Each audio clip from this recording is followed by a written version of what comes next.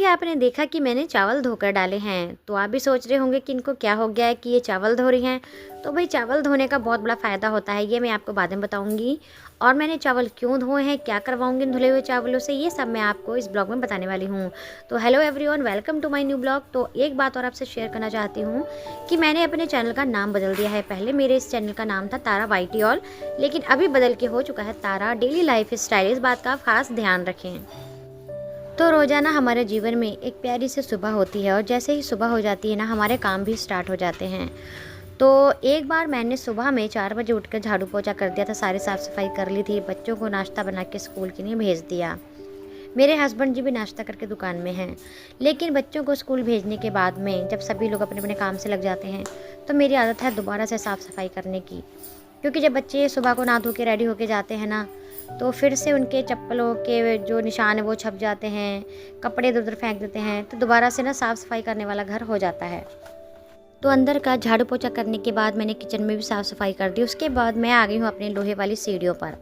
तो हमारे घर में 2 सीढ़ियाँ हैं, एक तो जीना है जो कि ईंटों का बना हुआ है, और ये कि हमारे फ्रंट में दुकान के ऊपर ही बना है लोहे का जीना, इसको सीढ़ियाँ ही बोल देते हैं। तो मैंने सभी साफ़ सफाई कर ली है। तो अब फाइनली मैं ले आई हूँ चावल का कट्टा खींच कर। तो चलिए आपको अब बताती हूँ कि मैं चावल का क्या करने वाली हूँ। तो देखिए, जब भी हमारे गांव में, आपको तो पता ही है कि गांव में बहुत ज़्यादा लोग चावल की रोटी खाना पसंद करते हैं। तो जब हम चावल का आटा पिसवाने के लिए भेजते हैं, तो ज़्यादातर क्या करते हैं कि जो पुराने वाले चावल होते हैं ना, उनका इस्तेमाल चावल की रोटी बनाने के लिए कर लेते हैं। लेकिन बात यह है कि जो पुराना चावल होता है ना, उसमें बहुत ज़्यादा आटा सा हो जाता है, कभी कभी घुन भी पड़ जाते हैं, कीड़े हो जाते हैं। और अगर चावल का आटा नए चावलों से पिसवाया जाए, तो दिक्कत ये होती है कि रोटी बनाते समय चावल का जो आटा होता है ना, वो हाथों पर चिपकता है, जिसकी वजह से रोटी बन नहीं पाती है, फटने लग जाती है, उसमें बहुत ज़्यादा मुश्किल होती है। तो इसलिए सबसे अच्छा तरीका है कि जो पुराना चावल होता है उसका ही आटा पिसवाएं। लेकिन उन चावलों को जैसे ही आटा ख़त्म होने वाला होता है, उससे 2-3 दिन पहले धोकर डाल देना चाहिए सुखाने के लिए। तो देखिए, मुझे चावल का आटा पिसवाना था, तो अभी 2 दिन का चावल का आटा हमारा रखा है रोटियां बनाने के लिए। तो मैंने सोचा 2 दिन पहले अगर धोऊंगी तो 2 दिन में अच्छी खासी धूप निकल रही है, चावल सूख जाएंगे। तो जब हम चावल धोकर आटा पिसवाते हैं और उसकी रोटियां बनाते हैं, तो बहुत अच्छी रोटी बनती है। रोटी एकदम साफ़, एकदम सफ़ेद नज़र आती है और स्मेल नहीं आती है पुराने चावलों की। लेकिन अगर हम चावल को नहीं धोते हैं और पुराने चावलों की आटे की रोटी बनाते हैं, तो उसमें स्मेल आती है और रोटी का कलर भी थोड़ा सा अलग सा लगता है। तो इसलिए मैं जब भी चावल का आटा पिसवाती हूँ रोटी बनाने के लिए, तो चावलों को धोकर डाल देती हूँ। और जब बहुत ज़्यादा सर्दी होती है, जब रोज़ाना कोहरा आता है ना, तो इकट्ठे चावल धो के डाल लेने चाहिए। लगभग जितना भी आप खाते हैं उसी हिसाब से, जैसे 20-25 किलो, 30-40 किलो धोकर चावल इकट्ठे रख लेने चाहिए।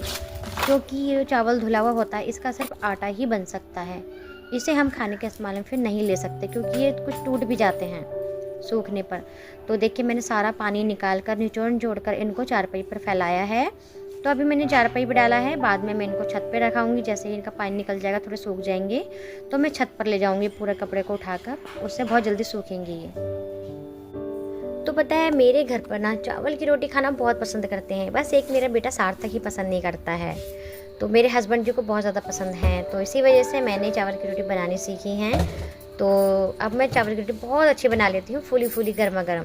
तो अभी चावल का काम हो चुका है धोने का। अब मैं आ गई हूँ अपनी रसोई में। रसोई में हमारी एक छोटा सा बॉक्स है फर्नीचर का, लकड़ी का बना हुआ। उसके अंदर मैं अपने डब्बे मसालों वाले और जो भी सामान होता है किचन का, वो रख देती हूँ। लेकिन एक हफ्ते से ये जो बॉक्स है फर्नीचर का, ये साफ़ नहीं हो पाया था। इसमें मैं अखबार बिछा देती हूँ ताकि लकड़ी पर कुछ गिरे और लकड़ी ख़राब ना हो जाए। तो मैंने यहाँ पर अखबार बिछा रखा है। वो अखबार काफ़ी गंदे से नज़र आ रहे थे। वैसे तो मैं हफ्ता 15 दिन में इनको चेंज कर देती हूँ, तो बहुत गंदे से हो गए थे। मैंने इनको उतार कर और डस्टिंग कर दी है इनकी। अब मैं न्यू अखबार बिछाऊँगी, नई न्यूज़पेपर लेकर आई हूँ, वो बिछा दूँगी।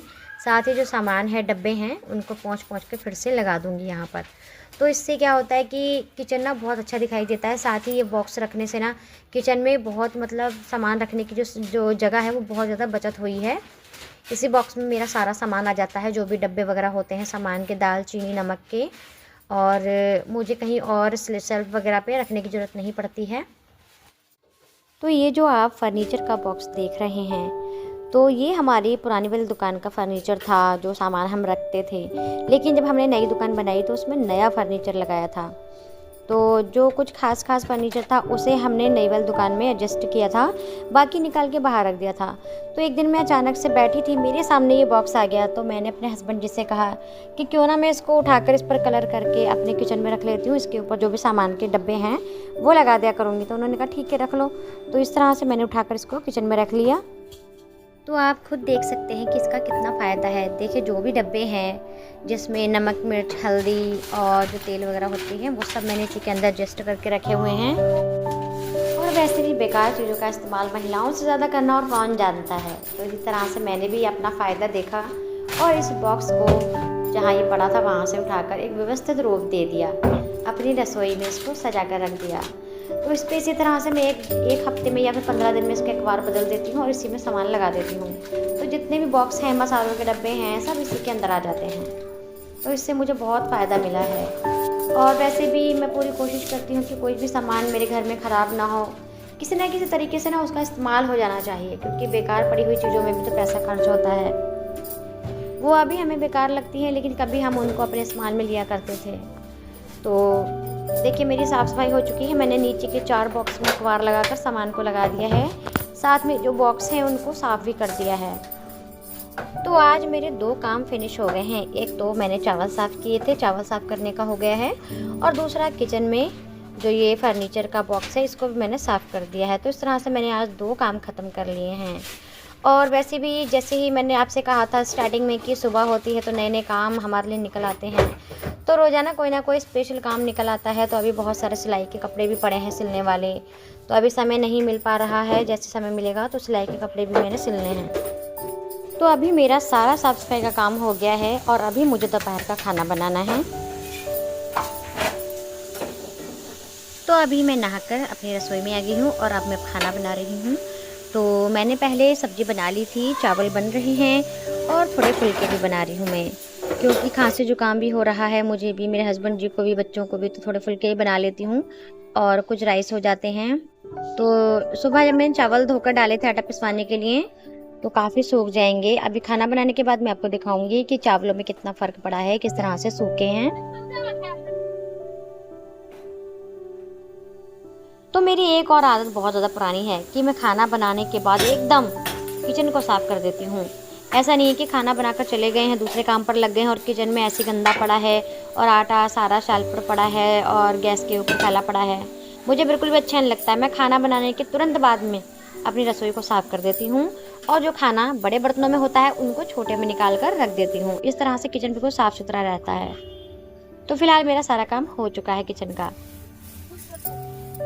तो अभी देखिए मैं बाहर आ चुकी हूँ और आप देख सकते हैं कि हमारे चावल बहुत ज़्यादा सूख